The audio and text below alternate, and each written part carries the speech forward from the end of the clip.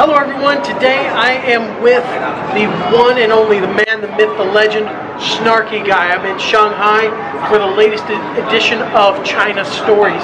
This is the series where I just share crazy things that have happened to me. But I know that you have a great story, and I have to just kind of steal it from my channel. Where does it start? Where does the story take place? It takes place in Hong Kong, still colonial British Hong Kong, in the late 90s, specifically 1993.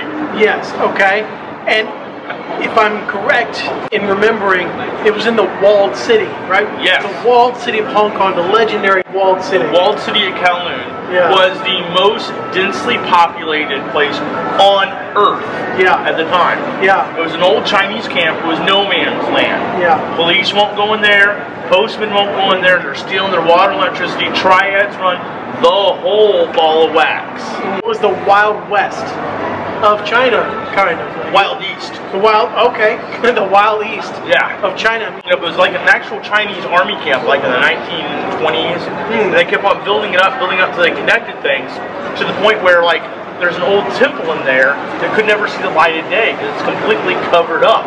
Whoa. It was a cool place to hang out. Yeah. So yeah, you would hang out there just like. So this was 90, so you're still in school. I'm still in school, still right. In school. How old were you about? I was in my mid-teens, like 15, 16. Okay. And I just dated myself, guys.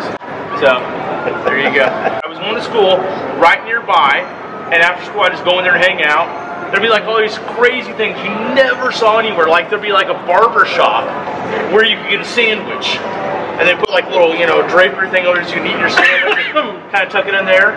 And actually, they would also have prostitutes on order, so you could actually get 3 needs met at the same time. I leave you to your own imagination. The trifecta. The trifecta. Haircut, sandwich, and I used to just go there and try to hang out, It was kind of a cool place to walk around, see what I can see, take a couple photos, Of course, the cameras were a lot worse then, so. One day after school, I'm just walking through those little narrow little alleys, checking it out, seeing what's going on.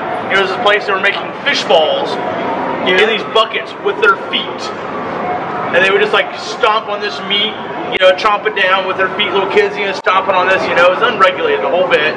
They'd throw it in the oven, and afterwards take an ice cream scooper and scoop out the fish balls, and they'd be selling them, Okay.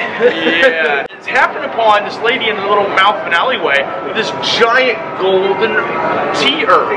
It was massive, like maybe it had shaped in the Buddha or something.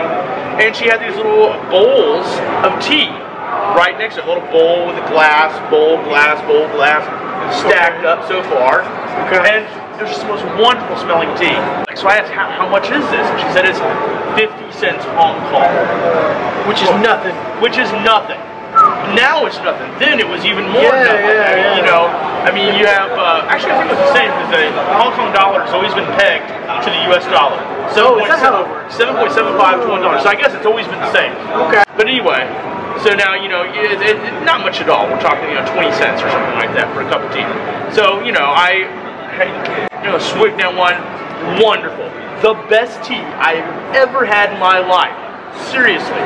So I had another. And another. And before I knew it, I drinking probably 8 or 9 of these. Just, like tossing them back. So like, it's in bowls, right? So like, how much are we talking? Like, how many swallows of tea? We're talking maybe like 500 milliliters per bowl. It's a big soup bowl.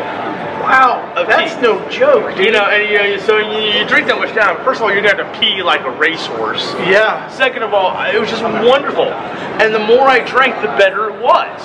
And I mean, pretty soon I'm just like, I'm feeling, I'm feeling wonderful. I could step in front of a bus in slow motion, kind of, give a little shoulder check, and it's gonna stop. I'm feeling wonderful. I start talking faster, and I'm just like, wow! And she didn't have any more, so I went back to school. And I'm just feeling wonderful. Now, the thing is, I'm telling you this, it has been 25, almost 30 years since I had this tea. And I'm telling you this now, I kid you not, my tongue is still salivating as I'm telling you this. Okay? It was that good. So I get to school, and my buddy Francis, he stops me, he says, Jimmy, what's going on? What's going on? said, you know, I had some tea. He's like, what did you have? I said some tea, no big deal. And he's like, no, it's not a big deal. And I guess I'm just kind of, you know. Something is obviously different about it. Obviously, but I don't know. All I know is I feel wonderful. He says, show me what you drink. So we make our way back to the Walled City of Kowloon. Oh, so you physically went all the way back to this? I offer to carry him back. I'm feeling that good. So we get back there, and I show him where it was, and he's like, gets this look on his face like, come with me, come with me, come with me. So we go back to a little corner tea shop, not the same one, a little corner tea shop, somewhere in Kowloon. I couldn't tell you where it was. You know, and you hear the planes flying overhead. So still that Kai-Tak airport was still a thing. Planes are flying overhead. You can go on top of a building. There are still skid marks on the tops of buildings from those planes. That's how close they were. Yeah. And he just had me drink some black tea. Black tea. I'm like, I can't drink anymore. And just had me for the rest of the afternoon just drinking black tea. Yeah. And he told me, he says, do you know what you had? I said, it was tea. And he says, no. This is poppy seed tea. He says, opium tea. This was the opium tea.